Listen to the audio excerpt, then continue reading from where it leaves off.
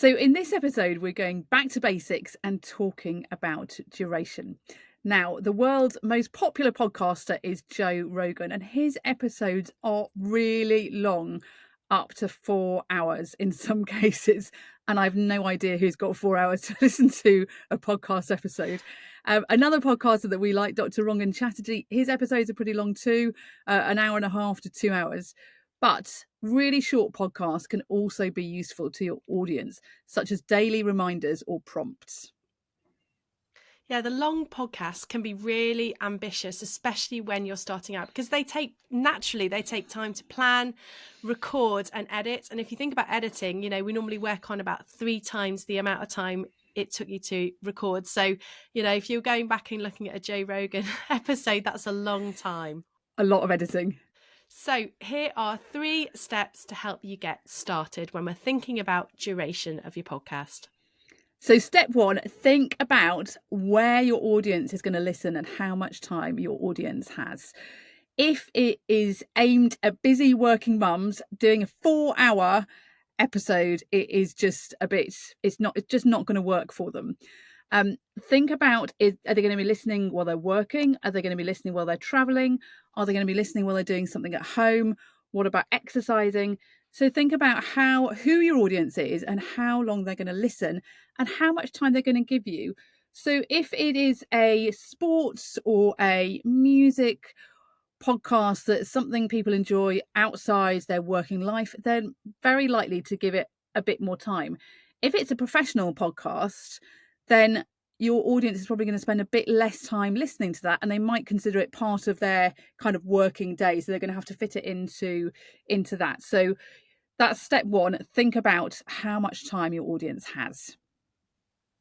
And that kind of fits into step 2, is about consistency and thinking about putting out similar lengths of podcasts every time that you put that episode out. Because for the audience, you want to know how long you need to how much time you need to give to that podcast every week. So if I know that on a Wednesday morning I've got a new podcast to listen to, then I know that it's going to be about 15 minutes. If you suddenly get a podcast episode that's like 45 minutes, it throws you out a little bit. And it does happen to me. Maybe I'm just a podcast geek, but when I look at a podcast, episode list, and then one's 14 minutes and then one's 59 minutes, I think kind of what's going on here.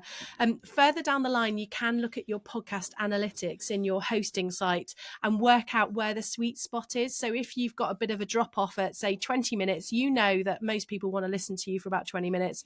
If your drop off isn't till the very end, then maybe you could give them a bit more. So use those analytics later on to work out how long your podcast episode is. But yeah, step 2, think about consistency and keeping it pretty much consistent every week. And step 3, short solo episodes are the easiest way to get going. And a lot of people who come to us who have thought about starting a podcast for ages but don't really know how to get started, this is the easiest way to start, because you don't need to schedule guests. You don't need to record with your guests remotely. You can record on your own, in your own time.